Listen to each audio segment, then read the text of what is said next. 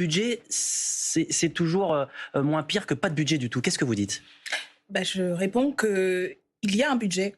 Vous savez, nous avons voté, tous et toutes, à l'Assemblée nationale, une loi spéciale qui, en fait, reconduit le budget de 2024. Donc, il n'y a pas de vide institutionnel et toutes les annonces qui ont été faites ces derniers jours, en fait, constituent une provocation du gouvernement qui prend des décrets allant à l'encontre, y compris de ce qu'il est en capacité de faire.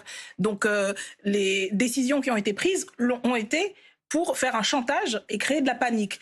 Disons-le et répétons-le, et c'est important de le faire dans le service public, puisque ce sont des faits et c'est des réalités. Le président de la Commission des Finances l'a encore expliqué dans une longue tribune.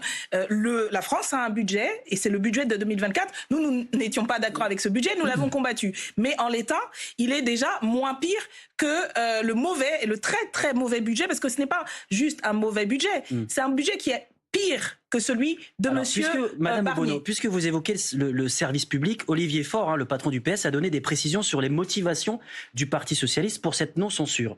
Nous avons, dit-il, été sollicités par des acteurs, des collectivités locales, des associations, des entreprises qui dépendent de la commande publique et ne peuvent pas attendre davantage. Mais bien sûr, nous le sommes aussi. Et nous disons, et nous le disons, et nous le répétons, il y a un budget. La politique, c'est l'art de la répétition. Il y a un budget, nous l'avons voté, et la seule raison pour laquelle aujourd'hui il y a ces réactions de panique et en fait cette forme de menace que fait peser le gouvernement sur les bons fonctionnements d'un certain nombre d'associations, il y a notamment par exemple les services civiques, il y a tout un ensemble effectivement de services qui sont sous la menace, sous le chantage du gouvernement. C'est purement une volonté de créer de la panique. Vous vous rappelez, comme ce qu'on nous avait expliqué Madame Borne, rien moins que l'ancienne première ministre qui expliquait que les cartes vitales n'allaient plus fonctionner en janvier. Vous vous rendez compte, de la part d'une première ministre, elle savait pertinemment qu'elle mentait. Il s'agissait d'instiller de la panique. Et là, c'est la même chose. Je vous rappelle qu'il y a une loi spéciale. Nous avons l'équivalent du budget de 2024. Il est tout à fait possible et il est nécessaire d'ailleurs, de faire fonctionner l'État et l'ensemble des organismes de l'État, et c'est le gouvernement qui refuse de le faire. Et je vais juste rappeler une chose, parce que vous évoquiez un mauvais budget.